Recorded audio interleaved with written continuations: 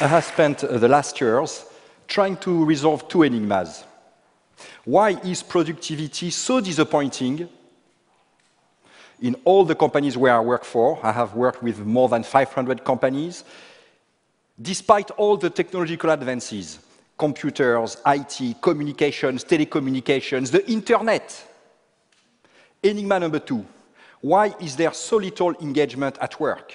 Why do people feel so miserable, even actively disengaged? Disengaging their colleagues, acting against the interest of their company. Despite all the affiliation events, the celebration, the people initiatives, the leadership development programs to train managers on how to better motivate their teams. At the beginning, I thought there was a chicken and egg issue. Because people are less engaged, they are less productive. Or vice versa, because they are less productive, we put more pressure and they are less engaged. But as we are doing our analysis, we realized that there was a common root cause to these two issues that relates, in fact, to the basic pillars of management. The way we organize is based on two pillars. The hard, structure, process, systems. The soft, feelings, sentiments, interpersonal relationships, traits, personality. And whenever a company reorganize, restructure, re-engineer, go through a cultural transformation program, it uses these two pillars. Now, we try to refine them, we try to combine them. The real issue is, and this is the answer to the two enigmas, these pillars are obsolete. Everything you read in business books is based either on one or the other or their combination. They are obsolete. What does it work? How do they work when you try to use these approaches in front of the new complexity of business? The hard approach basically is that you start from strategy, requirements, structure, process, system, KPIs, scorecards, committees, headquarters, hubs, clusters, you name it. I forgot all the metrics, incentive, committees, middle offices, and interfaces. What happens? Basically, on the left, you have more complexity, the new complexity of business. We need quality, cost, reliability, speed, and every time there is a new requirement, we use the same approach. We create dedicated structure, process, systems, basically to deal with the new complexity of business. The hard approach creates just complicatedness in the organization. Let's take an example. An automotive company, the engineering division is a 5-dimensional matrix. If you open any cell of the matrix, you find another 20-dimensional matrix. You have Mr. Noise, Mr. Petrol Consumption, Mr. Anti-corrosion Properties. For any new requirement, you have a dedicated function in charge of aligning engineers against the new requirement. What happens when the new requirement emerges? Some years ago, a new requirement appeared on the marketplace, the length of the warranty period.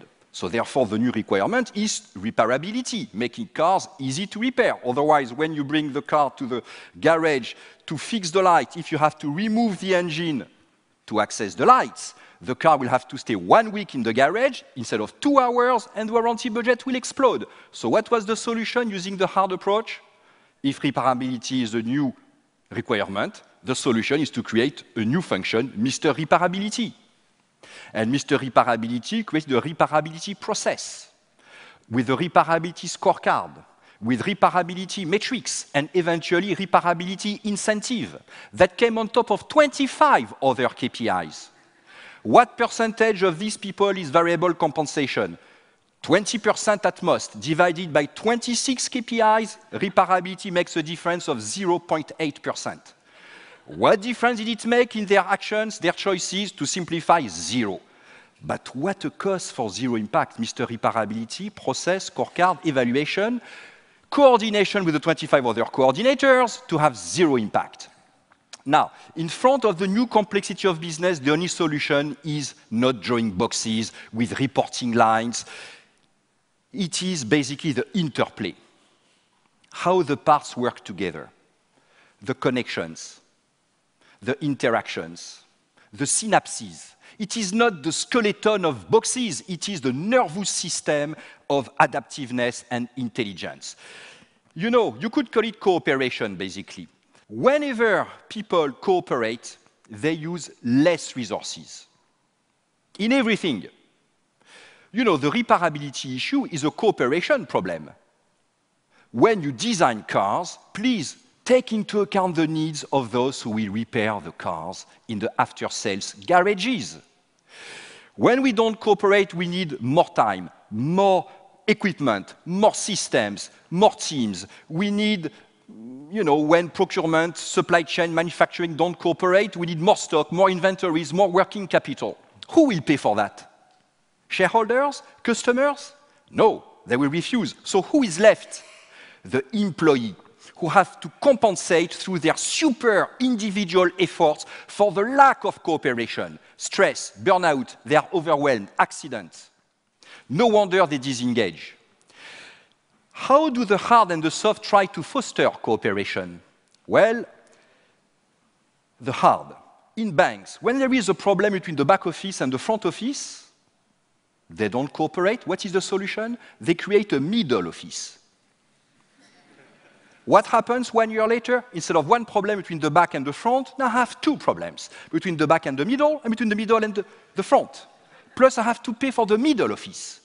The hard approach is unable to foster cooperation. It can only add new boxes, new bones in the skeleton. The soft approach, to make people cooperate, we need to make them like each other. Improve interpersonal feelings. The more people like each other, the more they will cooperate. It is totally wrong. It is even counterproductive. Look, at home I have 2 TVs. Why? Precisely not to have to cooperate with my wife. Not to have to impose trade-offs to my wife. And why I try not to impose trade-offs to my wife? Precisely because I love my wife. If I didn't love my wife, 1 TV will be enough. You will watch my favorite football game. If you're not happy, here is the book or the door. The more we like each other, the more we avoid the real cooperation that would strain our relationships by imposing tough trade-offs, and we go for a second TV or we escalate the decision above for arbitration. Definitely, these approaches are obsolete.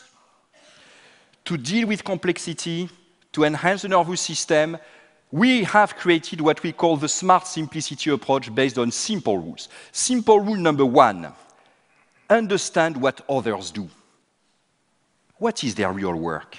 We need to go beyond the boxes, the job descriptions, beyond the surface of the container to understand the real content. Me, designer, if I put a wire here, I know that it will mean that you will have to remove the engine to access the lights. Second, you need to reinforce integrators. Integrators are not middle offices. They are managers, existing managers that you reinforce so that they have power and interest to make others cooperate. How can you reinforce your managers as integrators? By removing layers. When there are too many layers, people are too far from the action. Therefore, they need KPIs, metrics, they need poor proxies for reality. They don't understand reality, and they add the complicatedness of metrics KPIs. By removing rules, the bigger we are, the more we need integrators. Therefore, the less rules we must have to give discretionary power to managers. And we do the opposite. The bigger we are, the more rules we create, and we end up with the Encyclopedia Britannica of rules. You need to increase the quantity of power so that you can empower everybody to use their judgment, their intelligence. You must give more cards to people so that they have the critical mass of cards to take the risk to cooperate, to move out of insulation. Otherwise, they will withdraw, they will disengage. These rules, they come from game theory and organizational sociology. You can increase the shadow of the future, create feedback loops that expose people to the consequences of their actions. This is what the automotive company did when they saw that Mr. Repairability had no impact. They said to the design engineers, now, in 3 years, when the new car is launched on the market, you will move to the after-sales network and become in charge of the warranty budget. And if the warranty budget explodes, it will explode in your head. Much more powerful than 0.8% variable compensation. You need also to increase reciprocity by removing the buffers that make us self-sufficient. When you remove these buffers, you hold me by the nose, I hold you by the ear. we will cooperate. Remove the second TV. There are many second TVs at work. They don't create value, they just provide dysfunctional self-sufficiency. You need to reward those who cooperate and blame those who don't cooperate. The CEO of the Lego Group, Jürgen Wittgenstein, has a great way to use it. He says, blame is not for failure. It is for failing to help or ask for help. It changes everything. Suddenly it becomes in my interest to be transparent on my real weaknesses, my real forecast, because I know I will not be blamed if I fail, but if I fail to help or ask for help. When you do this, it has a lot of implications on organizational design. You stop drawing boxes, dotted line, full line, you look at the interplay. It has a lot of implications on financial policies that we use, on human resource management practices. When you do that, you can manage complexity, the new complexity of business, without getting complicated. You create more value with lower cost. You simultaneously improve performance and satisfaction at work because you have removed the common root cause that hinders both, complicatedness. This is your battle, business leaders. The real battle is not against competitors. This is rubbish, very abstract. When do we meet competitors to fight them? The real battle is against ourselves, against our bureaucracy, our complicatedness. Only you can fight, can do it. Thank you.